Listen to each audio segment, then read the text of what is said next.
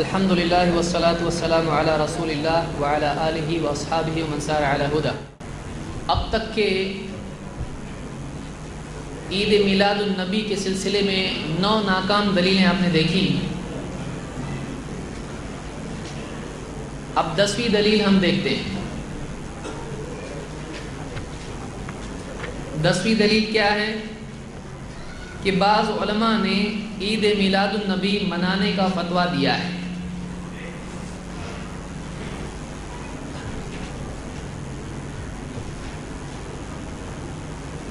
یہ بنیادی بات یاد رکھیں کہ علماء کی بات ماننا چاہیے، لیکن علماء کی بات اگر قرآن و سنت کے مطابق نہ ہو تو پھر علماء کی وہ بات چھوڑ دینا چاہیے۔ یہ ہمارا منہج ہے۔ اگرچہ بہت سارے لوگوں کے لیے یہ چیز قابل فہم نہیں ہوتی ہے، یہ اصول قابل فہم نہیں ہوتا ہے، فوراً وہ غصے میں آ جاتے ہیں کہ آپ علماء کو نہیں مانتے، حالانکہ اکثریت بلکہ تقریباً سبھی لوگ تمام علماء کو نہیں مانتے۔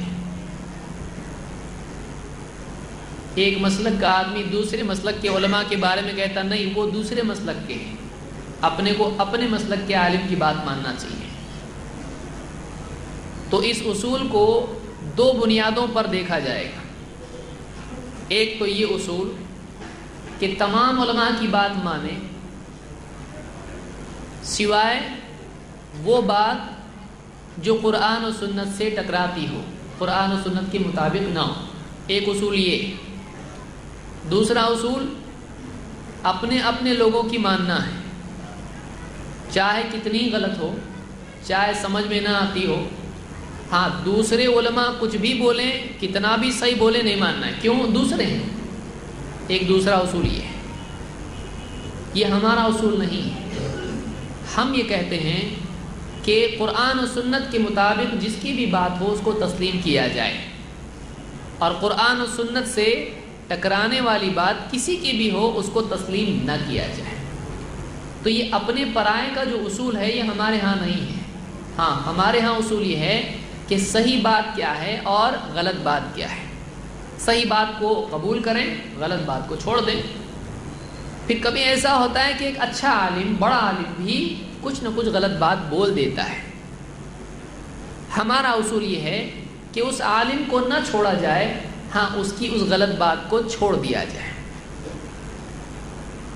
اگر یہ اصول اپنایا نہیں جائے تو یا تو امت میں اندھی تقلید آئے گی یا پھر امت میں تعصب اور فرقہ پرستی پیدا ہوگی۔ بس ہم کو نہیں ماننا ہے، کتنی بھی صحیح بولو ہم نہیں مانیں گے۔ یہ طریقہ صحیح نہیں ہے۔ صحیح طریقہ یہی ہے کہ ایک انسان دلیل کے ساتھ جس کی بات ہو، دلیل کے مطابق ہو، صحیح دلیل ہو، بات کو مان لے، اور اگر غلط بات ہو، چاہے کتنے ہی قریبی رشتہ دار کی بات ہو، کتنی ہی محبوب شخصیت کی بات ہو، اس کو ترک کر دیں۔ اس سلسلے میں بعض لوگوں نے دلیلیں پیش کی ہیں اور علماء کے نام ذکر کیے ہیں کہ فلاں عالم صاحب کا فتویٰ ہے کہ عید میلاد النبی منانا چاہیے، فلانا شیخ الاسلام ہیں، فلانا اعلیٰ حضرت ہیں، یا فلانا شیخ ہیں، فلانا عالم صاحب ہیں، فلانا مفتی ہیں، فلانا محدث ہیں، یا فلاں ہیں، فقیہ ہیں، یا جو بھی ہے۔ کسی عالم کا احترام اپنی جگہ ہے، لیکن دلیل ہر عالم سے اوپر ہوتی ہے۔ لوگوں کو دلیل کے ترازو میں تولا جائے گا، لیکن لوگوں کے مطابق دلیل کا ترازو ایڈجسٹ نہیں کیا جائے گا۔ آپ کیا کریں گے؟ فٹ پٹی کو لوگوں کے حساب سے ایڈجسٹ کریں گے؟ فٹ پٹی وہی رہے گی، ترازو سیم رہے گا، اس میں آپ دوسروں کو تولیں گے۔ یہ نہیں کہ ارے یہ تو اپنا ہے، اس کے حساب سے تھوڑا جھکتا تولو، اس کے حساب سے ترازو کو ایڈجسٹ کر لو، فٹ پٹی چھوٹی کر لو، اس کے لیے آپ نہیں کر سکتے۔ اور جو آدمی ایسا کرتا ہے اس کی پوری زندگی کا ترازو خراب ہو جاتا ہے۔ اس لیے ہم یہ کہتے ہیں کہ دلیل کے مطابق جو بھی بولے گا ہم مانیں گے، دلیل کے خلاف جو بھی بولے گا ہم اس کی بات نہیں مانیں گے. سب سے اچھا اصول یہ ہے. اور دلیل کیا ہے؟ دلیل اللہ اور اس کے رسول کی بات ہے صلی اللہ علیہ وسلم. اللہ تعالیٰ نے یہی اصول ہم کو دیا ہے. قرآن کریم میں اللہ تعالیٰ فرماتا ہے یا ایھا الذین آمنوا اطیعوا اللہ واطیعوا الرسول واولی الامر منکم. اے ایمان والو، اللہ کی فرما برداری کرو، اس کے رسول کی فرما برداری کرو، اور ان کی بھی جو تم میں معاملے کا اختیار رکھتے ہیں، جیسے مسلمانوں کا امیر، مسلمانوں کا خلیفہ، حاکم. تو اللہ نے اللہ کی بات ماننے کا حکم دیا، رسول صلی اللہ علیہ وسلم کی بات ماننے کا حکم دیا، اور جو امیر یا بڑے یا علماء ہوں ان کی بھی بات ماننے کا حکم دیا ہے.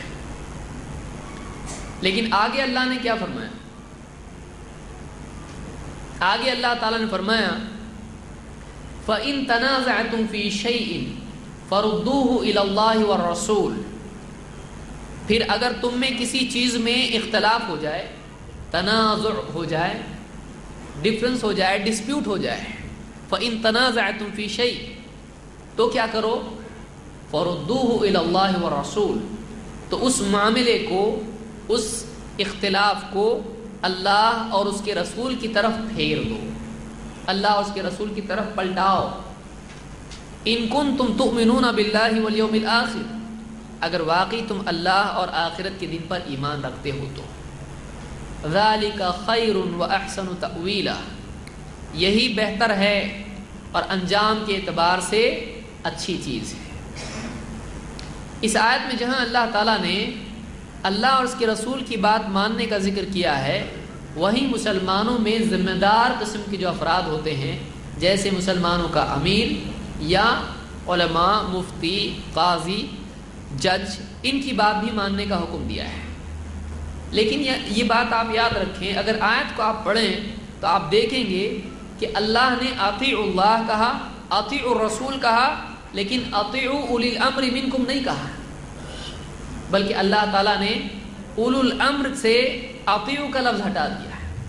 اللہ کے لیے اطیعوا کا لفظ مستقل آیا ہے. آپ آیت پر غور کریں، آپ کو سمجھ میں آئے گا.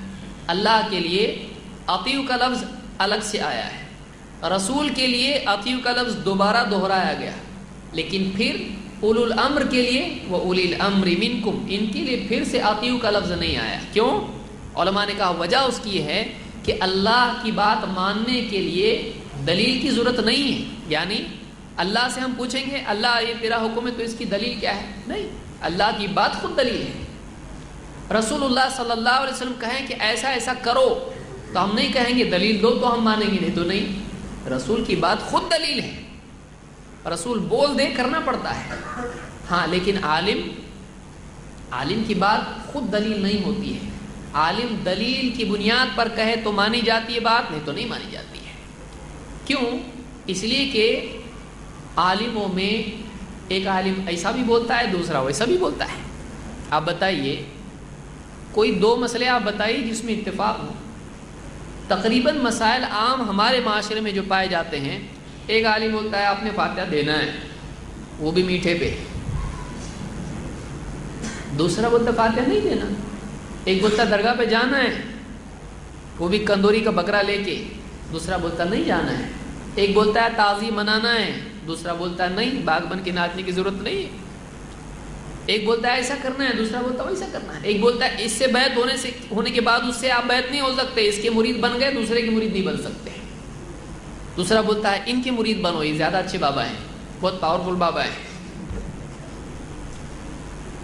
تو عالموں میں اختلاف ہوتا ہے. ایک عالم صاحب ایک بات بولتے ہیں، دوسری بات دوسرے عالم صاحب بولتے ہیں. اچھے علماء میں بھی اختلاف ہوتا ہے، برے علماء میں تو ہوتا ہی ہوتا ہے. اللہ ہے کہ دونوں کا فائدہ ایک ہو تو دونوں جمع ہو جاتے ہیں. فائدے کے لیے قاعدہ ایڈجسٹ کر سکتے ہیں. بہت سارے لوگوں کا یہ اصول ہوتا ہے کہ بہت سارے لوگوں کا اصول یہ ہوتا ہے کہ اگر کچھ وصول کرنا ہو تو اصول کو ایڈجسٹ کر سکتے ہیں. اہل حق کا یہ طریقہ نہیں ہوتا ہے، اہل باطل کا یہ طریقہ ہوتا ہے. عالموں میں اختلاف ہوتا ہے. اب ایک عالم صاحب بول رہے فاتحہ دو, دوسرے عالم صاحب بول رہے مت دو, تو بیچارہ بھی کرے گا کیا؟ یہ دے یا نہیں دے؟ تو فیصلہ تو اس نے کرنا ہے. کنڈے مناؤ, جھنڈے لگاؤ. اگر کوئی بولتا ہے, اب ایک بول رہا کرو, ایک بول رہا نہیں کرو, ہے نا معاشرے میں فرضی بات نہیں بول رہا. یہ بھی 8 سال مدرسے سے پڑھ کے نکلا ہے, وہ بھی نکلا ہے پڑھ کے, یہ بھی پگڑی باندھ رہا ہے, وہ بھی پگڑی باندھ رہا ہے, یہ بھی داڑھی والا, وہ بھی داڑھی والا ہے, اس کے پاس بھی ڈگری ہے, اس کے پاس بھی ڈگری ہے. تو اب اس کی مانیں گے کہ اس کی مانیں گے؟ آدمی پریشان ہو جائے گا. اور آپ ایک فرقہ کو ایسا بتائیے جس کے پاس عالم نہیں ہے, اور ہر فرقے کے عالم دوسروں کو کافر, مشرک, گمراہ بول رہے ہیں. تو پھر اگر عالم حق پہ ہے تو سارے عالم حق پہ ہے. اس کو غلط بولنے والا بھی حق پہ, اس کو غلط بولنے والا بھی حق پہ, دونوں حق پہ, نہ دونوں غلط. صحیح کیا ہے؟ اس لیے اللہ تعالیٰ نے قیامت تک کے اختلافات کے لیے ایک میزان ہم کو دی ہے. ٹھیک ہے, عالموں میں اختلاف ہو سکتا ہے, اور اچھے عالموں میں بھی انڈرسٹینڈنگ کے فرق کی وجہ سے, غور و فکر میں فرق کی وجہ سے, ایک مسئلے کو مختلف زاویوں سے دیکھنے کی وجہ سے اختلاف ہو سکتا ہے. اب حل کیسا کریں گے؟ حل کرنے کا طریقہ اللہ نے بتا دیا ہے. فَإِن تَنَازَعْتُمْ فِي شَيْءٍ, اگر تم میں کسی چیز میں آپس میں اختلاف ہو جائے, فَرُدُّوهُ إِلَى اللَّهِ وَالرَّسُولِ, تو اس اختلاف کو اللہ اور اس کے رسول کی طرف پھیرو فیصلے کے لیے. وہاں سے جس کے حق میں فیصلہ آئے, جس عالم کی, جس آدمی کی, عامی کی بات صحیح نکل آئے وہ صحیح, جو غلط وہ غلط. فیصلہ کہاں سے آئے گا؟ اللہ اور اس کے رسول کی طرف سے آئے گا. آپسی اختلاف میں اللہ اور اس کے رسول کا فیصلہ فیصل ہوگا, فائنل اتھارٹی ہوگا. عالم اگر خود دلیل ہوتا تو سیکنڈ لیول پر اس کو غائب نہیں کیا جاتا. سمجھ میں آ رہی بات؟ فرسٹ لیول پہ ہے اطیعوا اللہ واطیعوا الرسول واولی الامر منکم, مانو. ہر آدمی عالم نہیں ہوتا ہے تو عالم کی مان کے چلے گا, وہ ظاہر بات ہے. لیکن پھر ڈسپیوٹ ہو گیا, یہ کہ صحیح کہ یہ صحیح, یہ صحیح یا یہ صحیح, دو عالموں میں ڈسپیوٹ ہو رہا, کرے گا کیا؟ کس کی بات مانے؟ تو یہ ہمارے رشتہ دار ہیں تو ان کی مانیں گے, یہ فلاں ہمارے دوست ہیں, پڑوسی ہیں, ان کی مان. ایسا طریقہ ہے اسلام میں؟ اسلام ایسا نہیں. اسلام میں اصول دیا گیا, جس عالم کی بات اللہ اور اس کے رسول کی بات کے مطابق ہے اس کو آپ مانو گے, چاہے وہ آپ کا دشمن ہو, اس سے جھگڑا ہوا آپ کا. اور اس عالم کی بات آپ نہیں مانو گے جس کی بات کتاب و سنت کے مطابق نہ ہو, چاہے وہ آپ کا قریبی ہو, اس کی بات آپ نہیں مانو گے. یہ اصول ہے اسلام کا. یہی بات اللہ تعالیٰ نے قرآن کریم میں بیان کی سورہ النساء آیت نمبر 59 میں. زیاد بن حدیر کہتے ہیں قال علی عمر, عمر رضی اللہ تعالیٰ نے مجھ سے کہا, هل تعرف ما يهدم الاسلام, تجھ کو پتا ہے کیا چیز اسلام کو ڈھا دیتی ہے؟ اسلام کو کیا چیز ڈھاتی ہے, گرا دیتی ہے, ہدم کر دیتی ہے؟ انہوں نے کہا کہ قلت لا, میں نے کہا مجھ کو نہیں معلوم.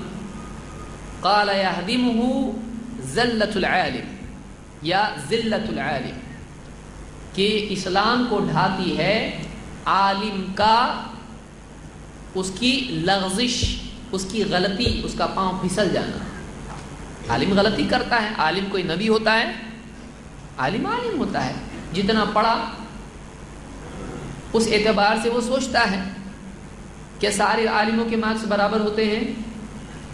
آپ کو معلوم ہے سارے عالموں کے مارکس برابر نہیں ہوتے ہیں. کسی کو اگر 100 میں سے 90 مارکس مل گئے, 95 مارکس مل گئے, 95, وہ بھی عالم. اور اگر 40 یا 50 مل گئے تو وہ بھی عالم. 50 بھی ملے 100 میں سے تو یہ کتنا فیصد عالم ہے؟ تو 50 اس نے غلط جوابات دیا, تب بھی وہ کیا ہو رہا ہے؟ عالم. اور کسی نے 100 کے 100 صحیح جوابات دے دی, وہ بھی کیا ہو گیا؟ ڈگری تو سب کو مل رہی ہے. تو یہ فرق ہے نا علم میں ان کے. تو جس نے امتحان میں غلطی کیا, امتحان کے بعد غلطی نہیں کرے گا؟ سوچئے, جس نے امتحان میں جواب دینے میں غلطی کیا ہے, امتحان کے بعد غلطی نہیں کر سکتا ہے؟ کیوں کر سکتا ہے. تو عالم غلطی کر سکتا ہے. تو عالم اگر غلطی کرے تو اس کو چھوڑ دینا ہے؟ نہیں, اس کی غلطی کو چھوڑ دینا ہے، اس کی غلطی کو چھوڑنا ہے۔ تو اگر آدمی عالم کی غلطی کو پکڑے رہے، اسی پر چلتا رہے، تو اس سے اسلام کا بہت بڑا نقصان ہوتا ہے۔ عمر رضی اللہ عنہ کہتے ہیں یہدمہ ذلۃ العالم وجدال المنافق بالکتاب، اور ایک منافق کا قرآن کے ذریعے سے لوگوں سے حجت بازی کرنا، دل میں تو ایمان نہیں ہے لیکن قرآن کو بہانہ بنا کر لوگوں سے حجت بازی کر رہا ہے، ابھی صحیح عقیدہ خود اس کا نہیں ہے، لیکن کیا کر رہا ہے، قرآن کو بہانہ بنا کر اپنی غلط باتوں کو قرآن سے صحیح ثابت کرنے کی کوشش کر رہا ہے، اس سے اسلام کو نقصان پہنچتا ہے۔ وحکم الائمۃ المضلین، اور گمراہ کرنے والے رہبر اماموں کے فیصلوں سے اسلام ہدم ہو جاتا ہے۔ الائمہ امام، مسلمانوں کے حاکم، قاضی، فیصلے کرنے والے امام۔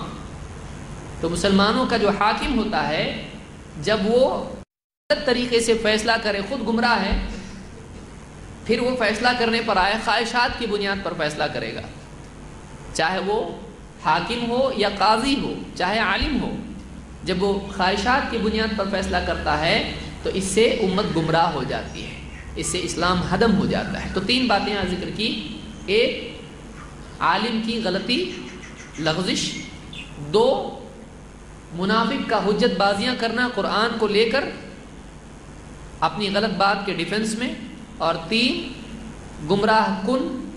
گمراہ ائمہ کا، اماموں کا یا حاکموں کا لوگوں کو یعنی فیصلہ کرنا، گمراہی والے فیصلے کرنا۔ اس کو امام احمد اور دارمی نے روایت کیا ہے۔ تو ایک بات یاد رکھیں کہ بعض لوگ کہتے ہیں کہ فلاں عالم صاحب نے فتویٰ دیا ہے، وہ اتنے بڑے عالم وہ غلط کیسے ہو سکتے ہیں؟ تو دیکھیے عالم سے غلطی ہو سکتی ہے، اگر اچھا عالم ہے تو اس سے بھی غلطی ہو سکتی ہے۔ جہاں کچھ عالموں نے، جیسے سیوطی ہیں یا ابو شامہ ہیں یا کچھ اور عالم ہیں، انہوں نے کہا کہ عید میلاد النبی منانا چاہیے، وہیں کئی دوسرے عالم بھی ہیں جنہوں نے کہا کہ یہ بدعت ہے، نہیں کرنا چاہیے۔ تو اس میں اختلاف ہے علماء میں، اور یعنی علماء نے کہا کہ یہ غلط ہے۔ اسی زمانے کے علماء میں سے مثال کے طور پر فاقہانی، تاج الدین فاقہانی، یہ مالکی علماء میں سے بڑے عالم گزرے ہیں، انہوں نے بھی اس کا انکار کیا، اور انہوں نے تو بہت سخت بات اس سلسلے میں کہی۔ انہوں نے کہا کہ یہ بطالون اور اکالون کا طریقہ ہے، بے عمل قسم کے لوگ اور کھانے پینے والے لوگوں کا طریقہ یہ منانا ہے، تو انہوں نے رد کیا ہے۔ اسی طرح سے مثال کے طور پر امام الشاطبی نے اپنی کتاب الاعتصام میں رد کیا ہے عید میلاد النبی کا، انہوں نے کہا یہ صحیح نہیں ہے، بدعت ہے۔ الشاطبی نے اس کا رد کیا ہے، اور یہ یعنی مالکی ہیں، یعنی امام مالک کے ماننے والے، امام مالک مدینے کے ہیں، تو انہوں نے بھی انکار کیا ہے۔ اسی طرح سے ابن تیمیہ رحمۃ اللہ علیہ ہیں، انہوں نے تو سخت اس پہ انکار کیا، بعض لوگوں نے ان کا قول ذکر کیا کہ وہ بھی اس کے قائل ہیں۔ کوئی آدمی اٹھا کے الاقتداء پڑھ لے امام ابن تیمیہ کی، الاقتداء، اقتداء الصراط المستقیم، اس میں انہوں نے رد کیا ہے اس کا۔ انہوں نے کہا کہ محبت پر تو اللہ اجر دے گا نبی کی، لیکن محبت کی بنیاد پر جو بدعت ایجاد کرے آدمی، اس پر اجر نہیں دے گا اللہ تعالیٰ۔ تو ابن تیمیہ اور بھی علماء ہیں جن کے نام آئے ہیں۔ تو علماء میں جس نے کبھی کسی نے ہاں کہا ہے عید میلاد النبی کے لیے، تو نہیں بولنے والے بھی ہیں۔ اب ایسا اختلاف جب ہو جائے تو ہم کو کیا کرنا چاہیے؟ ہم کہیں گے دیکھیں ٹھیک ہے، اگر یہ کرنے کا کام تھا صحابہ کرتے اس کو، صحابہ نے نہیں کیا، تابعین نے نہیں کیا، تبع تابعین نے نہیں کیا، چاروں اماموں میں سے کسی نے نہیں کیا، چار اماموں نے نہیں کیا۔ بہت سارے امام بولنے والے اس میں امام کو بھول جاتے ہیں، اماموں نے کدھر کیا ہے؟ چار امام سے بتاؤ ہم کو، کہ ان کو نہیں سمجھتا تھا؟ چلو ہم کو نہیں سمجھ رہا ہے، 1400 سال بعد والے ہم ہیں، ٹھیک ہے، ہم کو نہیں ان کو نہیں سمجھ رہا ہے، ان کو کیوں نہیں سمجھا؟ اتنی دلیلیں تو ہیں نا پھر عید میلاد النبی کی، جیسی بھی ہو، ان کو کیوں نہیں سمجھا؟ تو علماء کا نام دے کر کسی چیز کو ثابت کرنا یہ ایک کمزور طریقہ ہے بات کو ثابت کرنے کا۔ ہاں، دلیل دینے کے بعد علماء کا تذکرہ تائید میں پیش کیا جا سکتا ہے کہ دیکھیے ہم لوگ ان دلیلوں سے مان رہے ہیں اور اتنے سارے علماء اس کی تائید میں ہیں، تو یہ ہم کہہ سکتے ہیں کہ دیکھیے اتنے بڑے بڑے علماء ہیں جنہوں نے اس کو رد کیا ہے۔ امام شاطبی کی تو مستقل کتاب ہے 2 جلدوں میں، الاعتصام، اس میں پوری کتاب بدعت کے موضوع پر ہے. الاعتصام 2 جلدوں میں پوری کتاب بدعت کے موضوع پر ہے. بدعت کیسے ہوتی ہے، بدعت کیا ہوتی ہے، رد کیا انہوں نے. اس میں اس کو مثال کے طور پر ذکر کیا ہے، اور بھی چیزیں ذکر کی ہیں. تو خلاصہ کلام یہ کہ یہ 10 دلیلیں جن لوگوں نے ذکر کی ہیں، تو لا یسمن ولا یغنی من جوع والا معاملہ اس کا ہے کہ اس سے یعنی کچھ کام نہیں ملتا ہے. جیسے آدمی کہے کہ یعنی چمچے بھر پانی نہ پیاس بجھائے نہ نہانے کے کام آئے، تو ایسے ہی معاملہ ان دلیلوں کا ہے کہ اس سے اگرچہ دلیلیں صحیح ہیں، بخاری کی حدیث بعض مسلم کی روایتیں ہیں، قرآن کی آیات ہیں، لیکن ان دلیلوں سے جو بات ثابت کرنے کی کوشش کی جا رہی ہے وہ اس سے ثابت نہیں ہوتی ہے. اسی طرح کی دلیل ہیں. اور بعض جھوٹی روایات ہیں جن کو خود عید میلاد النبی ماننے والوں نے بھی جھوٹا کہا ہے. جھنڈوں والی روایتیں ہیں اور چراغاں والی روایتیں ہیں، اور بہت ساری ایسی روایتیں ہیں. خود امام سیوطی نے اس کے اوپر رد کیا ہے. تو جس کو خود انہوں نے رد کیا ہم رد کرتے بیٹھے، یہ مناسب بات نہیں ہے. مردود کو رد کرنے سے کچھ فائدہ نہیں ہوتا ہے. تو بہرحال یہ 10 دلیلیں تقریباً تھیں جو ٹاپ لیول کی دلیلیں ہیں. ان دلیلوں سے آپ کو اندازہ ہوگا کہ دور دور تک بھی اس سے عید میلاد النبی دکھائی نہیں دیتی ہے. اب کسی کو دکھائی دیتی ہے تو دن میں بھی انسان کو تارے دکھائی دے سکتے ہیں، لیکن اس کو ہوش و حواس میں نہیں مانا جاتا ہے. تو کوئی آدمی کچھ ثابت کرنا ہی چاہے تو پھر اس کے لیے ثابت کرنے کا راستہ قیامت تک کھلا ہوا ہے. پھر وہ جس چیز کو ثابت کرنا چاہے ثابت کر سکتا ہے، لیکن واقعتاً وہ چیز ثابت ہونا ایک الگ چیز ہے. ہاں اس کو بول سکتے ہیں بہت اچھی کوشش کی آپ نے ثابت کرنے کی لیکن ہوا نہیں، تو اس کو انکریج کر سکتے ہیں، حوصلہ افزائی کہ آئندہ اور دلیلیں لے کے آؤ، آپ بول سکتے ہیں اس کو. لیکن وہ آدمی ثابت نہیں کر پایا اپنی بات کو، کیونکہ دلیلیں کہیں جا رہی ہیں، یہ کہیں جا رہا ہے. دلیلیں ایک وادی میں ہیں، یہ ایک دوسری وادی میں ہے، اور اسے زبردستی کھینچ کے بات نکالنا، یہ مطلب دلیلوں کے ساتھ میں یعنی نازیبا حرکت کرنا ہے. بہرحال اب ہم آتے ہیں میلاد النبی میں جو خرافات پائی جاتی ہیں عام طور سے، ان خرافات کی طرف. سب سے پہلی خرافت، سب سے پہلی برائی کیا ہے؟ نمازوں کا ضائع ہونا، اور خصوصاً کون سی نماز؟ عصر کی نماز. عام طور سے جلوس نکلتا ہے کون سے ٹائم پہ؟ بچے نہا دھو کے پورے ایک دم تیار ہو کے، ٹرک با ٹرک، ٹرک در ٹرک.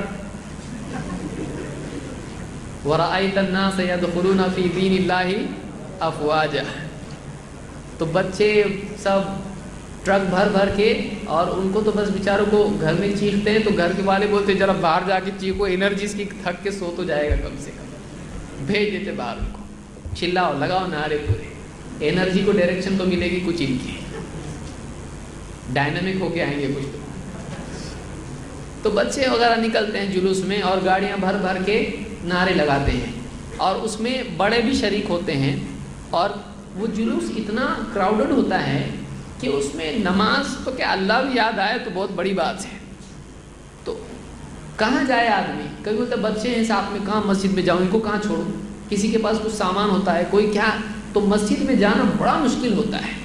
تو عام طور سے جو لوگ جلوس میں جاتے ہیں، کب ٹرک سے اتریں گے، کب مسجد میں جائیں گے، اتنی بھیڑ، وضو کریں گے، اور وہ ٹرک کہاں سے جا رہا، مسجد آ رہی نہیں آ رہی راستے میں. تو عصر کی نماز تو سمجھ لیجئے عام طور سے نہیں مل پاتی ہے. پھر مغرب اور معاملات دوسرے تو الگ ہیں. اور تھک کے جو آتے ہیں دین کا کام کر کے، تو فجر کی نماز تو سال بھر بھی ویسے نہیں ہے. آج تو نبی کا کام کر کے آئے، آج تو کنسیشن کم سے کم فجر کے لیے ملنا چاہیے.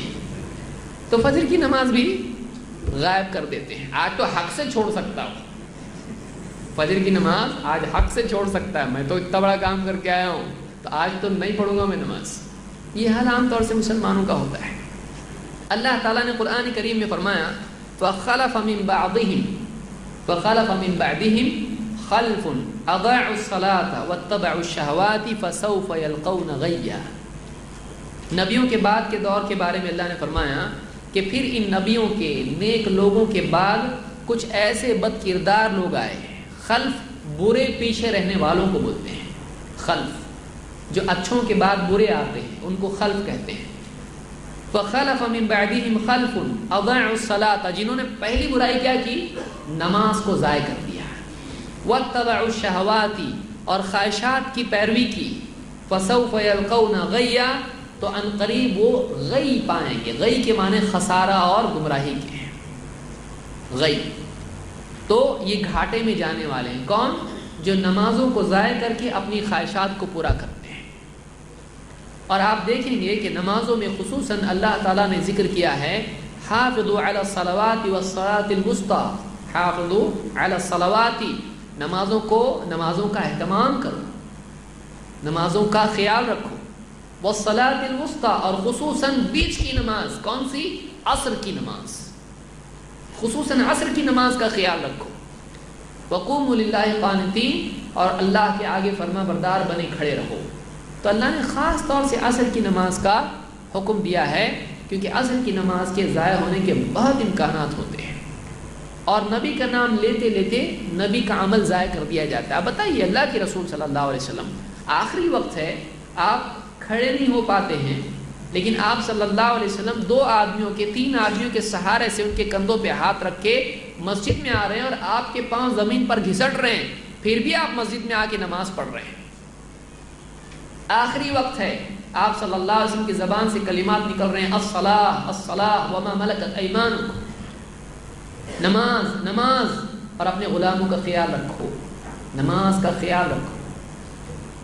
آخری وقت تک نماز کا اہتمام. اور یعنی وہ آخری دن ہے نبی کا، آخری دن نبی صلی اللہ علیہ وسلم امت کو کیا بول رہے ہیں؟ نماز نماز.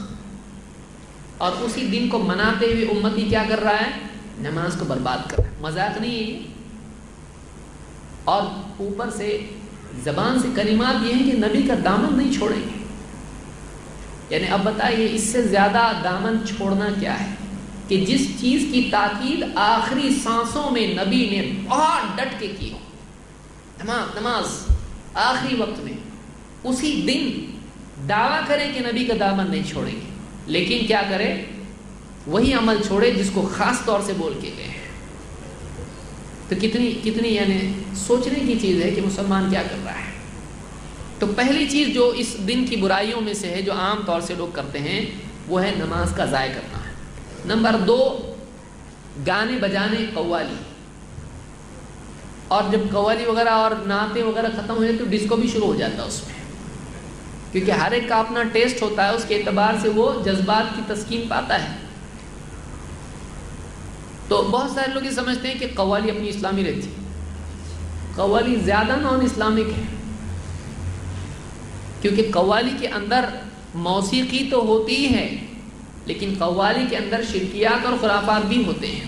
ہاں، دوسرے گانوں میں دوسری بے حیائیاں اپنی جگہ ہوتی ہیں، وہ بھی برا ہے، لیکن اس میں شرکیات کفریات تو نہیں ہوتے ہیں. قوالی میں عام طور سے شرکیات بھی آ جاتے ہیں، اور اللہ کی شان میں گستاخیاں بھی آتی ہیں. ہم تو جائیں گے سوئے مدینہ، اس کو جانا اور جنت میں جائے، کیا یہ؟ یعنی یہ ایسا ہے، ہم کو جنت کی ضرورت نہیں ہے، ہم تو مدینہ جائیں گے. اور مدینے والے کی تمنا کہاں جانے کی آخری وقت میں؟ الرفیق الاعلیٰ. تو یہ کیا ہے؟ جنت کی تحقیر. تو شعر شاعری میں عام طور سے اس طرح سے ہوتا ہے کہ ایک قیمتی چیز کو گھٹانا اور ایک گھٹیا چیز کو بڑھانا. شعر میں عام طور سے یہ ہوتا ہے، غلو اس میں ہوتا ہے، ایگزیجریشن اس میں ہوتا ہے. تو اس دن گانے بجانے بھی ہوتے ہیں، میوزک چلتی ہے، اور وہ ایک فیشن بن گیا ہے ٹیپو سلطان کی میوزک. لوگ یہ سمجھنے لگے ہیں، اور میں سمجھتا ہوں کچھ سالوں میں کمپلسری ہو جائے گی یہ میوزک. آفیشیل میوزک ہوگی عید میلاد النبی کی، اور نیشنل لیول پہ یہ ہوگا. ایسا لگتا ہے کہ آج عام طور سے یعنی عید میلاد النبی میں ٹیپو سلطان کی وہ فلمی میوزک لگتی ہے، اور سب ٹیپو سلطان اس پہ رہتے ہیں. گھر میں وہ ٹیپو سلطان نہیں ہے، گھر میں وہ ٹپو سلطان ہے. لیکن کیا ٹھاٹ ہے اس کی، اسلام کا جھنڈا لے کے بیٹھے ہیں. اس کے ہاتھ میں اسلام کا جھنڈا کہ جس کو اگر کوئی محبت سے داڑھی پہ ہاتھ پھیر لے تو ہاتھ میں آ جائے. ارے میں تو سمجھا اصلی ہے، چلتا واپس سے لگاؤ. یہ اسلام کا سپاہی یہ اسلام کا دائی کیا ہے؟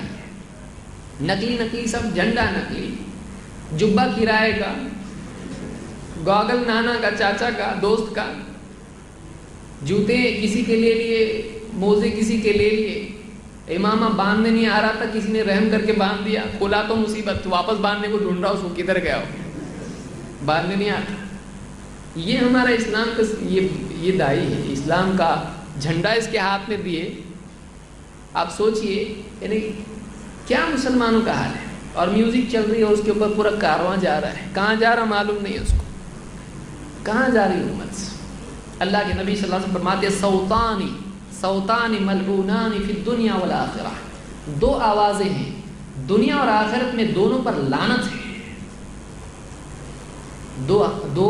دونوں پر لعنت ہے۔ کون سی؟ مزمار عند نعمت ورنت عند مصیبت، خوشی کے وقت میں میوزک، موسیقی، اور غم کے وقت میں رنہ یعنی غم کے وقت میں ماتم کرنا۔ تو ماتم کی آواز پر بھی لعنت ہے، محرم میں ماتم ہے، اور میوزک ہے، عام طور سے سال بھر ہمارے یہاں رہتی ہے، چاہے وہ درگاہ کا عرس ہو، چاہے عید کا دن ہو، یا پھر کچھ بھی ہو، ہمارے یہاں آج موسیقی آ گئی ہے، اور یعنی 3 بجے سے شروع ہو جاتا ہے، اور آج کل تو اتنے بڑے بڑے، وہ کہاں سے آگے معلوم نہیں، اتنے بڑے کہ آدمی کوئی ہارٹ کا پیشنٹ وہاں سے جائے تو گارنٹی نہیں ہے اس کی پاس ہوگا کہ نہیں، پاس ہو جائے گا۔ کیا ہے وہ، مطلب دن اتنا زور زور سے، طبی تب میڈیکلی بھی آپ ڈاکٹرز کو پوچھیں کتنا اچھا ہے وہ انسان کے لیے، کتنا ڈینجر ہے وہ، اتنی میوزک لگتی ہے اس کو، اس کے بغیر اس کو چلتا نہیں ہے۔ اور اذان کی آواز آتی ہے تو حرکت پیدا نہیں ہوتی اس کے اندر، مؤذن چلا چلا کے تھک گیا، لیکن ذرا میوزک لگی بستی میں کہیں، فوراً یہ پروانے کی طرح جیسے چونٹیاں مچھر جمع ہو جاتے ہیں، فوراً یہ بھی برابر میوزک کی جگہ پہ آ جاتا ہے، ناچنا شروع کرتا ہے۔ اور اذان مؤذن سالوں سے دے رہا ہے اور سنتا ہے، معلوم ہے یہ اذان نماز کے لیے ہے، کبھی اٹھ کے مسجد کے لیے آنے کے لیے اس میں طاقت ہے نہیں ہے۔ شرافت کی بہت انتہا کیا ہوتی ہے، ارے بند کرو ناچنے کا بند کرو، ابھی نماز کا ٹائم، اذان ہو رہی ہے، اذان ہو رہی، بند کیے، تھوڑی دیر سب اسی طرح سے انتظار میں، ہوئی نا، پھر چالو کرو، پھر ناچنا شروع کرو۔ کیا ہے؟ ان کو بولنا چاہیے بہت بہت شکریہ آپ کا، آپ نے جو تھوڑی دیر تو کم سے کم، ورنہ آپ کی آواز کے نیچے اذان کی آواز بھی دب جاتی، لیکن آپ نے سوچا نہیں کہ وہ اذان آپ کے لیے بھی تھی، آپ کے لیے بھی تھی۔ یہ حال مسلمانوں کا ہے۔ تو دوسری چیز جو ہے برائی، یہ میوزک ہے، یہ بازار کی روایت ہے۔ اسی طرح سے تیسری چیز یہ ہے کہ جوان بچیوں کو اس دن گاڑیوں میں بھر بھر کے لے جاتے ہیں، کچھ چھوٹی بچیاں ہوتی ہیں، کچھ بچیاں بڑی بھی ہوتی ہیں۔ اب بڑی چھوٹی کا کوئی ایسا اسکیل تو ہے نہیں، ماں کو سمجھنا چاہیے کہ میری بچی کو باہر نہیں بھیجنا چاہیے، اجنبی لوگ ہیں، اتنی بھیڑ ہوگی، لڑکے ہیں، کیسے اچھے بھی لوگ اس میں ہوتے ہیں بیچارے غلطی سے آ جاتے ہیں، اور برے لوگ بھی ہوتے ہیں جن کے لیے آج ہی کا دن جو اصل دن ہے، اور بچیاں پردہ ہے نہیں ہے، دوپٹے کہاں جا رہے ہیں، کہاں بچی جا رہی ہے، بھیڑ میں، اتنی بھیڑ میں دھکا بکی سب اس کے اندر بچیوں کو بھیج دیتے ہیں، یہ سمجھتے ہیں کہ ہم نے اسلام پر بہت بڑا احسان کر دیا، ہم نے اسلام کے لیے کچھ کر دیا۔ یہ جائز نہیں ہے، اپنے بچوں کی حفاظت کرنا چاہیے، اپنی بچیوں کی حفاظت کرنا چاہیے۔ خواتین بھی آ کے بے پردہ کنارے کھڑی ہو جاتی ہیں کہ اسلام کا جلوس جا رہا ہے، کہ اسلام کا جنازہ جا رہی ہے۔ سوچیے، اسلام کا جلوس جا رہا ہے، یہ جنازہ جا رہا ہے اسلام کا۔ اپنے گھروں سے جھانکتی ہیں عورتیں اور سب دیکھتے ہیں، اور یہاں نوجوان بھی کہتے ہیں ان کو بھی کلمہ پڑھائیں گے، ارے اوپر دیکھو، ارے نیچے دیکھو، ارے پہلی کھڑکی میں دیکھو، نعرے لگاتے ہیں۔ شرم آنا چاہیے۔ مسلمان بچیاں کبھی ہوتی ہیں، خواتین ہوتی ہیں، کبھی غیر مسلم ہوتے ہیں،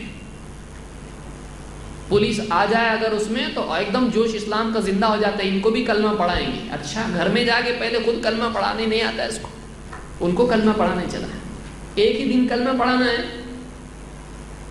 نہ اس کو قرآن پتہ ہے، نہ اس کو اسلام پتہ ہے، نہ اس کو سورہ فاتحہ ڈھنگ سے پڑھنے آتی ہے، 10 غلطیاں اس میں نکلیں گی، 7 آیتوں میں 10 غلطیاں کرے گا یہ، لیکن دوسروں کو کلمہ پڑھانا نکلا ہے وہ بھی سال میں ایک بار، سال بھر اپنے گھر میں نہ خود پڑھتا ہے کلمہ نہ گھر والوں کو پڑھاتا ہے، کبھی چیک بھی نہیں کیا.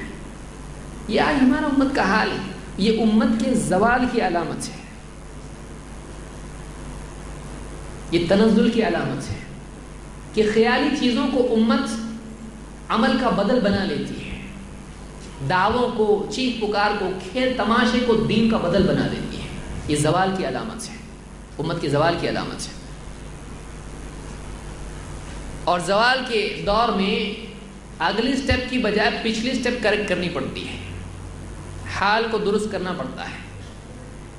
تو تیسری چیز جو ہے بے پردگی اس دن ہوتی ہے. اللہ تعالیٰ نے فرمایا وَقَرْنَ فِي بُيُوتِكُنَّ وَلَا تَبَرَّجْنَ تَبَرُّجَ الْجَاهِلِيَّةِ الْأُولَى. اللہ نے نبی صلی اللہ علیہ وسلم کی بیویوں سے کہا وَقَرْنَ فِي بُيُوتِكُنَّ، اپنے گھروں میں بیٹھی رہیو، وَلَا تَبَرَّجْنَ تَبَرُّجَ الْجَاهِلِيَّةِ الْأُولَى، پچھلی ماضی کی جاہلیت میں جو بے پردگی ہوا کرتی تھی تم ویسا بلا پردہ اپنی زینت کا اظہار نہ کرنا. امت کی ماں ہے. نبی کی بیوی کون ہوتی ہے؟ نبی کی بیوی محمد صلی اللہ علیہ وسلم کی بیویاں ہم سب کی کیا ہیں؟ ماں. ان کو کہا جا رہا ہے گھر میں بیٹھے رہو، پردے سے رہو، اپنی زینت کا اظہار لوگوں پہ مت کرو. آپ بتائیے جن کے بارے میں یعنی امت کا عقیدہ ہے کہ امت کی ماں ہے، ان سے کہا جا رہا ہے. باقی خواتین کو کتنا پردے کا لحاظ کرنا چاہیے، کتنا لحاظ کرنا چاہیے. لیکن آج دیکھیے، چاہے وہ یہ عید ہو یا عید میلاد النبی جس کو مناتے ہیں لوگ وہ ہو، یا کچھ بھی ہو، یا نکاح ہو، آج بے پردگی مسلمانوں میں کتنی عام ہے. اور خاص طور سے بعض علاقوں میں جہالت کی وجہ سے بچیاں جب بڑی ہو جاتی ہیں تو خصوصی طور پر نکاح سے پہلے ان کو پردہ نہیں کرایا جاتا ہے تاکہ کم سے کم ہماری بچی کو رشتہ تو آئے. اس کو پردے میں رکھ کے کرنا کیا ہے؟ دینے لینے کی بچی ہے، دیکھنا چاہیے، لوگ دیکھیں گے کیسے اس کو ہماری بچی نکاح کے لائق ہو گئی ہے. بہت شرم کی بات ہے. مسلمانوں کو چاہیے کہ وہ اپنی زندگی کے معاملات میں ازواج مطہرات کو دیکھیں، اس دور کی مسلم خواتین کو دیکھیں. ترقی یہ نہیں ہے کہ ہم دوسری قوموں کے رہن سہن کو اور دوسری قوموں کے رواج کو، عادات و اطوار کو اپنائیں. ترقی یہ ہے کہ ہم ہمارے سلف جن کے لیے اللہ تعالیٰ نے جنت کا وعدہ کر رکھا ہے، رضی اللہ عنہم ورضوا عنہ، ان کی زندگی کو دیکھ کے جئیں، ان کے اصول و آداب، ان کا رہن سہن اپنائیں. اس معاشرے کو اپنے معاشرے میں لانے کی کوشش کریں جو نبی صلی اللہ علیہ وسلم کا معاشرہ ہے، نہ کہ آج کی مغربی تہذیب جس کو پیشاب پاخانے کا طریقہ بھی معلوم نہیں ہے، جس کو کچھ بھی معلوم نہیں ہے. ٹیکنالوجی زندگی گزارنے کے طریقے کا نام نہیں ہے، ویسے ہی جیسے سواری منزل کا نام نہیں ہے. منزل کے لیے ذریعہ وسیلہ ہے، وہ منزل کا نقشہ بھی نہیں ہے اور وہ منزل بھی نہیں ہے. دوسری قوموں کو دیکھ کے ہم کو نہیں چلنا ہے. تو بے پردگی اس دن عام ہوتی ہے اور یہ بہت شرم کی بات ہے. 4 جھوٹے نعرے اور دعوے اس دن عام ہوتے ہیں. اللہ تعالیٰ نے فرمایا یا ایھا الذین آمنوا لم تقولون ما لا تفعلون، اے ایمان والو تم وہ کیوں کہتے ہو جو کرتے نہیں ہو، تم وہ کیوں کہتے ہو جو کرتے نہیں ہو. کبر مقتا عند اللہ ان تقولوا ما لا تفعلون، اللہ کے نزدیک یہ چیز بڑی گھناؤنی ہے، بڑی قابل نفرت ہے. مقتا، کبر مقتا عند اللہ، اللہ کے نزدیک یہ چیز بڑی قابل نفرت ہے کہ تم وہ کہنے لگو جو تم کرتے نہیں ہو. یعنی تم وہ دعوے کیوں کرتے ہو جو پریکٹیکلی تم کر نہیں پاتے. بڑے بڑے دعوے کرتے ہو، نبی کا دامن نہیں چھوڑیں گے اور نماز چھوڑ رہے ہیں اور حلال و حرام کی تمیز چھوڑ رہے ہیں، نگاہوں کی حفاظت چھوڑ رہے ہیں اور دین کی کتنی چیزیں چھوڑ رہے ہیں، لیکن سب چھوڑنے کے بعد یہ کہتے ہیں نبی کا دامن نہیں چھوڑیں گے. تو زبان سے جو کلمات آدمی کہہ رہا ہے واقعی پریکٹیکلی اس پر کتنا عمل کر رہا ہے؟ آدمی اتنے ڈیرنگ سے کہہ رہا ہے، کیا اس کے دل میں یہ خیال نہیں گزرتا ہے کہ جو زبان سے میں کہہ رہا ہوں علم یعلم بان اللہ یرا، کیا اس کو نہیں معلوم اللہ اس کو دیکھ رہا ہے، کہ اللہ کے سامنے بول رہا ہے اور دل میں معلوم ہے یہ آج کا ہی ہے، کل سے تو پھر اپنی وہ پرانی زندگی جیسی ویسی جینا ہے. تو جھوٹے دعوے اللہ کو پسند نہیں ہے. بڑے بڑے نعرے لگانا, بڑے بڑے دعوے کرنا اللہ کو پسند نہیں ہے. 5, فضول خرچی کہ لائٹنگ کرنا اور پتاکے اور کیا لگانا, سب ہرے رنگ کے کاغذات پورے گاؤں گلیوں میں کوچوں میں, اور کیا کچھ نہیں خرچ اس میں ہوتا ہے. پھول وغیرہ لوگوں پہ لٹانا, یہ ساری چیزیں اسلام میں نہیں ہیں. مدینہ میں کبھی اس طرح سے لائٹنگ ہوئی, چراغ لگائے لوگوں نے, ایسے چلو چراغ لگائیں گے, آج نبی کی پیدائش کا دن ہے یا فلاں دن ہے. اتنا پیسہ جمع کر کے اگر غریب بچیاں جو گھروں میں بیٹھی ہوئی ہیں, اگر ان کے نکاح کا, ان کے معاملات کا, غریب نوجوان جو ہیں جن کے پاس نکاح کے لیے کچھ سیٹنگ نہیں ہے, نہ گھر ہے, نہ ان کے پاس دینے کے لیے مہر ہے, نہ ان کے پاس ڈھنگ کا جاب ہے, اگر یہ پیسہ جو پوری امت یا کم سے کم ہمارا ملک اس کے مسلمان جو خرچ کرتے ہیں اس پر, اگر یہ فضول خرچی کو ہٹا دیا جائے اور اس کو صحیح ڈھنگ سے استعمال کیا جائے, کتنا بڑا کام ہو سکتا ہے, کتنی فضول خرچی ہوتی ہے. تو یہ بھی اللہ کو پسند نہیں ہے. اللہ تعالیٰ نے فرمایا وَلَا تُبَذِّرْ تَبْذِيرًا, فضول خرچی مت کر. إِنَّ الْمُبَذِّرِينَ كَانُوا إِخْوَانَ الشَّيَاطِينَ, فضول خرچی کرنے والے یقیناً شیطان کے بھائی ہیں. کس کے بھائی ہیں؟ شیطان کے. وَكَانَ الشَّيْطَانُ لِرَبِّهِ كَفُورًا, اور شیطان اپنے رب کا بڑا ہی ناشکرا ہے. شیطان اپنے رب کا بڑا ناشکرا ہے. تو فضول خرچی کرنا بھی اسلام میں جائز نہیں ہے کہ ایک آدمی یعنی ایسی چیزوں میں, لائٹنگ میں اور اس طرح کی چیزوں میں خرچ کرے. یہ صحیح نہیں ہے, یہ صحیح نہیں ہے. آپ بتائیے, یہ جو ہرے ہرے کاغذات جو لگاتے ہیں, اس کی بجائے اگر دین کی کتابیں چھاپی جائیں اور مسلمانوں کو, غیر مسلموں کو تقسیم کی جائیں, تو کتنا بڑا فائدہ ہو سکتا ہے, کتنے لوگ راہ راست پر آ سکتے ہیں. لیکن اس کی بجائے ہر کاغذ لگانے سے کیا ہوتا آپ بتائیے. اس سے زیادہ تو پتے اللہ نے لگا رکھے ہیں زمین پہ, ہے کہ نہیں؟ پیڑوں پہ کتنے پتے ہیں, کیا ہوا اس سے؟ تو آپ کے کاغذ نقلی لگانے سے کیا ہوگا, اسے کس کا کیا فائدہ؟ اب کوئی اس کے کامن سینس بھی آدمی کو نہیں. اس کا اچیومنٹ کیا ہے؟ ہر کاغذ بس اسلام زندہ باد, اس سے ملا کیا آپ کو؟ وہ پیسہ آپ کا اس میں گیا ہے. اس کی بجائے وہی کاغذ اگر اس پر دین کی باتیں, اس نبی کی حدیثیں اگر چھپی ہوتی اور وہ کاغذ لوگوں تک پہنچایا جاتا اور لوگ اس کو پڑھتے اور 100 آدمی میں سے اگر ایک آدمی بھی ہدایت پر آتا, تو کتنا بڑا کام ہوتا. کتنا ویسٹیج آف ایفرٹس ہے. وہ باندھنے کو کتنی تکلیف ہوتی. وہ ادھر سے کھمبے پہ چڑھ رہا, اس کو شوق لگ رہا, وہ ادھر سے کھمبے پہ چڑھ رہا, وہ ادھر سے گر رہا. اس میں رسک فیکٹر وہ ایک الگ چیز ہے. تو کیا ملتا ہے اس سے؟ لوگ بھی پریشان ہوتے ہیں. اس کی گیلری میں جا رہے ہیں, اوپر ہمارے گھر میں کیوں آ رہے ہیں, ہمارے گھر میں مسلمان نہیں چلتے گوشت کھا کے, لیکن جا رہے ہیں ہمارا ہے, چلو اوپر تمہارا آئے گا تو پھر تم کو بھی نہیں دیں گے ہم. ایسے بھی چلو گے رہو. تو جا کے سب پورے گاؤں میں ہرا بھرا کر دی. اس کے بعد کیا؟ اس کے بعد کیا؟ 1 دن 2 دن 3 دن ہفتہ, اس کے بعد کیا؟ تو یہ اسلام نہیں ہے, یہ اسلام نہیں ہے. اسلام کا پیغام کہاں ہے؟ یہ پیغام اسلام کا, بلکہ بہت سارے لوگ مسلمانوں کو دیکھ کے معلوم نہیں کتنے لوگ بدزن ہوتے ہوں گے. ایسا اسلام, اچھا ہم لوگ مسلمان نہیں ہیں. کتنے لوگ بدزن ہوتے ہوں گے, یہ کیا ہے اسلام؟ یہ کون سا اسلام ہے؟ کتنے لوگ بدزن ہوتے ہوں گے, آپ کو کیا معلوم ہے؟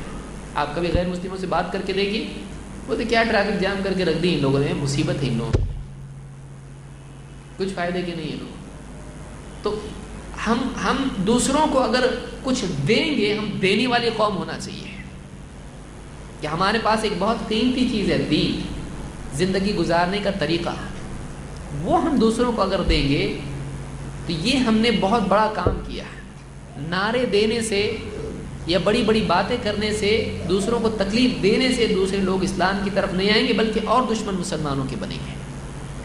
تو بہرحال یہ برائیاں اس دن کی ہیں. اس سلسلے میں رسول صلی اللہ علیہ وسلم سے واقعی محبت کا تقاضا کیا ہے اور ہم کو کرنا کیا چاہیے. بہت ساری چیزیں ہیں، میں اس میں سے 3 چیزیں بتاتا ہوں. اللہ مجھ کو اور آپ سب کو عمل کی توفیق عطا فرمائے. کرنے کا کام کیا ہے؟ نمبر 1، ہم یہ عزم کریں کہ ہم اپنی زندگی کے تمام معاملات میں اللہ کے نبی صلی اللہ علیہ وسلم کی سنتوں کو اپنائیں گے. یہ ہماری نیت ہونا چاہیے. نیت کرنے کو بھی ڈرتا آدمی کہ کرے تو کرنا پڑے گا، کرنا پڑے گا، اس کے سوا کوئی راستہ نہیں ہے. کہ ہم یہ ارادہ کریں کہ ہم اپنی زندگی کے تمام معاملات میں اللہ کے نبی صلی اللہ علیہ وسلم کے طریقے کو اپنائیں گے. یہ ایک اتنی قیمتی چیز ہے کہ اللہ تعالیٰ کی محبت کے پانے کا یقینی ذریعہ ہے. اللہ تعالیٰ قرآن کریم میں فرماتا ہے، قل، اے نبی آپ کہیے، ان کنتم تحبون اللہ فاتبعونی یحببکم اللہ. اے نبی آپ کہیے کہ اگر تم اللہ سے محبت کرتے ہو تو میری اتباع کرو، میری پیروی کرو، فالو کرو مجھ کو. یحببکم اللہ، اللہ بھی تم سے محبت کرے گا. نبی کی اتباع کرو، اللہ تم سے محبت کرے گا. سمپل، کتنا آسان ہے. آپ سوچئے، نبی کی ایک سنت پر آدمی عمل کرے، اللہ کی محبت کا دروازہ وہاں سے کھل جاتا ہے. اور کیا چاہیے آپ کو؟ بہت بڑا کچھ کرنے کی ضرورت نہیں. نبی صلی اللہ علیہ وسلم کی سنتیں معلوم کرتے چلے جائیں، چھوٹی سنت بڑی سنت جیسی بھی سنت ہے، اللہ تعالیٰ کی محبت کا دروازہ اس سے کھل جاتا ہے. اللہ نے وعدہ کیا ہے، اللہ وعدہ خلافی نہیں کرتا ہے. فاتبعونی یحببکم اللہ، تو میری اتباع کرو، اللہ تم سے محبت کرے گا. نہ صرف محبت کرے گا بلکہ ویغفر لکم ذنوبکم، تمہارے گناہوں کی مغفرت کرے گا. واللہ غفور الرحیم، اور اللہ بڑا مغفرت کرنے والا، رحم فرمانے والا ہے. لیکن اگر نہیں تو اللہ نے کیا فرمایا ہے؟ قل اطیعوا اللہ والرسول، اے نبی کہیے اللہ کی فرما برداری کرو اور رسول کی فرما برداری کرو. فَإِن تَوَلَّوْا، لیکن اگر یہ فرما برداری نہیں کرتے ہیں بلکہ منہ موڑ کے، پیٹھ پھیر کے نکل جاتے ہیں، تو ان سے کہہ دو فَإِن تَوَلَّوْا فَإِنَّ اللَّهَ لَا يُحِبُّ الْكَافِرِينَ، تو لوگوں سے آپ کہہ دو کہ اللہ کافروں سے محبت نہیں کرتا ہے. پہلی آیت میں اللہ نے بتایا اللہ کس سے محبت کرتا ہے، دوسری آیت میں اللہ نے بتایا اللہ کس سے محبت نہیں کرتا ہے. تو اگر کوئی آدمی واقعی نبی سے محبت کرتا ہے، اس کو چاہیے کہ نبی صلی اللہ علیہ وسلم کی سنتوں سے بھی محبت کرے، اور صرف محبت نہیں بلکہ اس کی اتباع کرے، اس کو فالو، اپنی زندگی میں جگہ دے. آپ بتائیے کسی سے آپ کا آپ سے بہت محبت ہے، اس کو گھر میں آنے نہیں دے رہے آپ، نہیں باہر ہو. تو کیوں؟ بہت محبت ہے مجھ کو آپ سے. چلے گا؟ ایسی کیسی تمہاری محبت، گھر میں آنے نہیں دے رہے، آ رہا تو دروازے بیچ میں آ رہے، دائیں سے تو دائیں سے، بائیں تو بائیں سے، اندر ہی آنے نہیں دے رہے. ہم نبی کی سنتوں کو گھر میں آنے نہیں دے رہے اور باہر جا کے دعوے کر رہے ہیں ہم نبی کا دامن نہیں چھوڑیں گے. سچ ہے کہ جھوٹ ہے؟ کون یقین کرے گا؟ آئینہ بھی یقین نہیں کرے گا. تو ہم نبی کی سنتوں کو اپنی زندگی میں، اپنے گھروں میں داخل کریں. اسلام کو گھر میں سب سے بڑا مقام دیں. گھر کا جو ہے، جیسے الیکٹریسٹی کا پورا سرکٹ ہوتا ہے، فیوز ہوتا ہے، گھر کا پورا نظام جو ہے اسلام پہ چلنا چاہیے. گھر کا پورا نظام اسلام پہ چلنا چاہیے. نمبر 2، نبی کی محبت کا تقاضا پہلا تو ہے کہ اتباع اور فرما برداری نبی صلی اللہ علیہ وسلم کی. نمبر 2، اللہ کے نبی صلی اللہ علیہ وسلم کے دین کو دوسروں تک پہنچانے کا عزم، پکا ارادہ. کہ جب ہم مانتے ہیں کہ یہ نبی رحمت ہیں اور آپ کا دین دین رحمت ہے، ساری انسانیت کی فلاح اور بھلائی اس میں ہے، ہم کو چاہیے کہ اس کو ہم دوسروں تک پہنچائیں، دوسروں تک پہنچائیں. اللہ کے نبی صلی اللہ علیہ وسلم فرماتے ہیں بلغوا عنی ولو آیہ، میری طرف سے پیغام پہنچا دو، چاہے وہ پیغام ایک آیت ہی کیوں نہ ہو، ایک آیت ہی صحیح، اس کو دوسروں تک پہنچاؤ. اس حدیث کو امام البخاری نے روایت کیا ہے. تو اس حدیث سے معلوم ہوا کہ اللہ کے نبی صلی اللہ علیہ وسلم نے حکم دیا اس بات کا کہ ایک آیت ہی صحیح دوسروں تک پہنچاؤ. تو جو ہم نے اپنے نبی سے لیا اس کو ہم دوسروں تک پہنچانے والے بنے. اپنے گھر سے شروع کریں. ٹھیک ہے، باہر آپ کو پٹائی کا ڈر ہے، یہ نہیں بلا کون مولے، ٹھیک ہے، آپ گھر میں تو بول سکتے ہو، گھر میں تو بتا سکتے ہیں، اپنے ماتحتوں سے بتا سکتے ہو. ٹھیک ہے بیوی نہیں مانتی آپ کی بات، بچوں سے تو زور زور سے بیان کرو، بیوی بھی سننا شروع کرے گی. گھر کے اندر ماحول بنائیے، گھر کے باہر دوستوں میں تذکرہ کیجیے، اور آگے جہاں تک آپ کی طاقت ہے آپ جو بھی بہانہ آپ تلاش کر سکتے ہیں آپ پہنچائیے. ایک عورت اگر اس کو معلوم ہو جائے کل پانی بند ہے، وہ سکون سے رہ سکتی ہے؟ نہیں رہ سکتی، برابر بتائے گی. ایک آدمی اس کو معلوم ہے کل پورا شہر بند ہے، دکانیں بند رہنے والی ہیں، اس کو سکون آتا ہے؟ وہ سب کو بیان کرتا ہے، اس کے پیٹ میں بات رہ نہیں پاتی ہے، وہ بتاتا ہے لوگوں کو، سوچتا ہے کہ میں کچھ تو بھلا کر رہا ہوں ان کو بتا کے. لوگ جہنم میں جا رہے ہیں، ان کو معلوم نہیں صحیح زندگی کا طریقہ کیا، اور آپ چپ بیٹھے ہیں، آپ گونگے بنے بیٹھے ہیں. اس سے زیادہ افسوس کی چیز کیا ہو سکتی ہے؟ اور باہر والے تو باہر والے، اب گھر والوں کے لیے زیادہ گونگے ہیں. بہت سارے لوگ تو باہر بولتے ہیں، گھر میں گونگے ہو جاتے ہیں. تو یہ ایک عجیب قسم، گونگے پن کی عجیب قسم ہے یہ. تیسری چیز کرنے کا کام یہ ہے کہ آج عالمی سطح پر میڈیا میں کچھ لوگ یہ کوشش کر رہے ہیں کہ کسی طرح سے اسلام کا چہرہ مسخ کیا جائے، اسلام کا پکچر بگاڑا جائے، نبی صلی اللہ علیہ وسلم کی امیج خراب کی جائے، قرآن کے بارے میں غلط باتیں آؤٹ آف کانٹیکسٹ بیان کی جائیں، پس منظر سے کاٹ کے سیاق و سباق سے نکال کر قرآن کی باتیں پیش کی جائیں، نبی صلی اللہ علیہ وسلم کی باتیں پیش کی جائیں، اور اسلام کو دنیا کے لیے، عالم کے لیے، انسانیت کے لیے ایک خطرہ بتایا جائے. اس وقت میں بہت بڑی ضرورت ہے کہ واقعی اللہ کے نبی صلی اللہ علیہ وسلم کے اسلام کے ڈیفنس میں ہم کھڑے ہو جائیں. لیکن یہ ڈیفنس کون سا ہے؟ ڈیفنس ہو علمی دفاع، کہ میڈیا ہی کا استعمال کرتے ہوئے، چاہے وہ پرنٹ میڈیا ہو یا کوئی اور میڈیا ہو، ہم واقعی اسلام کا سچا پیغام، جو حقیقی اسلام ایز اٹ از، اسلام واقعی کیا ہے، بے آمیز شکل میں واقعی اسلام کی دعوت ہم دوسروں تک پہنچائیں. آج اس کی ضرورت ہے، آج اس بات کی ضرورت. آپ پہ کوئی الزام لگا دے چور ہے، آپ بیٹھیں گے مجلس میں، جانے دو بابا ذکر کرتے بیٹھتا میں، کریں گے آپ؟ اور آپ کے کان میں کوئی بولے ان اللہ مع الصابرین، کہے گا صابرین بولے گا، الزام لگا رہے ہیں میرے اوپر، برداشت کریں گے آپ؟ بولے آپ چور ہیں، آپ مسجد کا پیسہ کھا گئے، آپ فلاں بینک کا پیسہ کھا گئے، فلاں آپ کے اکاؤنٹ میں سے چوری کر، میری بھی جیب مارے، کوئی بول دیا گیا، برداشت کریں گے آپ؟ نہیں کریں گے. اپنے نبی پر تہمتیں لگ رہی ہوں، اللہ کے بارے میں غلط باتیں کہی جا رہی ہوں، قرآن کے بارے میں غلط بات کہی جا رہی ہے، ہم کھا رہے ہیں، پی رہے، موج منا رہے، اور آپ بتائیے کچھ بھی ہم کو حرکت ہمارے دلوں میں نہیں پیدا ہوتی، فکر نہیں، نیند آ رہی ہے ہم کو، وہ بھی اتنی نیند آ رہی کہ فجر کی نماز بھی جاری ہے. اب بتائیے اس سے زیادہ ہم کیا اسلام کے ساتھ برا کر سکتے ہیں؟ کیا ہم ناقدری کر سکتے ہیں اسلام کی؟ اس وقت ضرورت ہے کہ ہم علم حاصل کریں اسلام کا، اور اپنے دائرے میں، آپ کو نہیں بول رہے ہم چاند پہ جا کے دعوت دو، اپنے دائرے میں جہاں تک ہو سکتا ہے پرامن طریقے سے، حکمت اور سوجھ بوجھ کے ساتھ میں آپ اسلام کا پیغام دوسروں تک پہنچاؤ. ارے اسلام ایسا نہیں، ایسا ہے. اب ایسا بتانے کے لیے پہلے اپنے کوئی معلوم نہیں تو دوسروں کو کیا بتائیں گے؟ تو اللہ تعالیٰ فرماتا ہے فالذین آمنوا بہ، تو جو لوگ اس نبی پر ایمان لے آئیں، وعزروہ، اور اس نبی کا دفاع کریں، اس نبی کو سپورٹ کریں، اس کو ڈیفینڈ کریں، ونصروہ، اور اس نبی کی مدد کریں، واتبعوا النور الذی انزل معہ، اور اس نور کی اتباع کریں جو اس نبی کے ساتھ نازل ہوا ہے، یعنی وحی، قرآن و سنت. اولئک هم المفلحون، یہی لوگ ہیں جو کامیاب ہونے والے ہیں. کامیابی کا فارمولا اللہ نے یہاں پر دیا ہے، کیا ہے آخر میں دیکھ لیجیے. آخری بات، جو لوگ ایمان لائے اس نبی پر، ایک ایمان لے آئے ہیں، نبی کی بات جو بھی ہے سمجھ میں آئے نہیں آئے، ہمارے نبی نے بتایا ہم مانتے، چاہے ہم کو لوگ بیوقوف پاگل کہیں، پچھڑے ہوئے کہیں، ان پڑھ کہیں، جاہل کہیں، ہمارے نبی نے جو بولا ہم مانتے ہیں، بس ختم. نمبر ایک. دو، وعزروہ، اس نبی پر جو تہمتیں لوگ لگا رہے ہیں ہم صفائی دیں اس کی. ہمارے نبی آج ہمارے سامنے نہیں ہے تو اب کس کو صفائی دینی پڑے گی؟ ہم کو دینی پڑے گی. نہیں، ہمارے نبی ایسے نہیں تھے، ہمارے نبی ٹیررسٹ نہیں تھے، ہمارے نبی امن والے نبی تھے، رحمت للعالمین تھے. ہمارا کام ہے بتانا. ہمارے باپ دادا کو کوئی برا بولے سن کے لیں گے، صفائی دینے لگے، ایسا نہیں تھا، ایسا تھا، میں تھا وہاں پہ.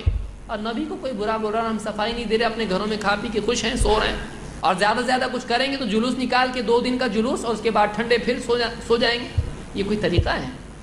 زندگی بھر نبی صلی اللہ علیہ وسلم کے پیغام کو پہنچانا یہ واقعی کام ہے کرنے کا، ڈیڈیکیشن کے ساتھ میں ٹارگٹ بنا کے. تو اس نبی کے اوپر ایمان لائیں، اس نبی کا دفاع کریں، ڈیفنس کریں، اور وَنَصَرُوهُ اس نبی کی مدد کریں، اس نبی کے کاز میں اس کو سپورٹ کریں، اور وَاتَّبَعُوا النُّورَ الَّذِي أُنزِلَ مَعَهُ اور اس نور کی اتباع کریں جو اس نبی کے ساتھ نازل ہوا ہے. قرآن و سنت کی اتباع کریں، اس کو فالو کریں. تو اللہ نے فرمایا اولئک هم المفلحون، یہ لوگ ہیں جو کامیاب ہونے والے ہیں. جس کو کامیاب ہونا ہے وہ نبی پر ایمان لائے، نبی کا دفاع کرے، نبی کی مدد کرے، اور نبی پر نازل ہونے والے نور کی اتباع کرے. یہ آدمی ہے جو واقعی فلاح پانے والا ہے، کامیاب ہونے والا ہے. خالی نعرے لگانے سے آدمی کی انرجی ویسٹ ہو جاتی ہے اور کچھ ملتا نہیں ہے، نہ دنیا میں نہ آخرت میں. اللہ تعالی ہم سب کو سمجھ عطا فرمائیں اور قرآن و سنت کا علم حاصل کر کے اس کی دعوت دینے اور اس پر عمل کرنے کی توفیق عطا فرمائیں.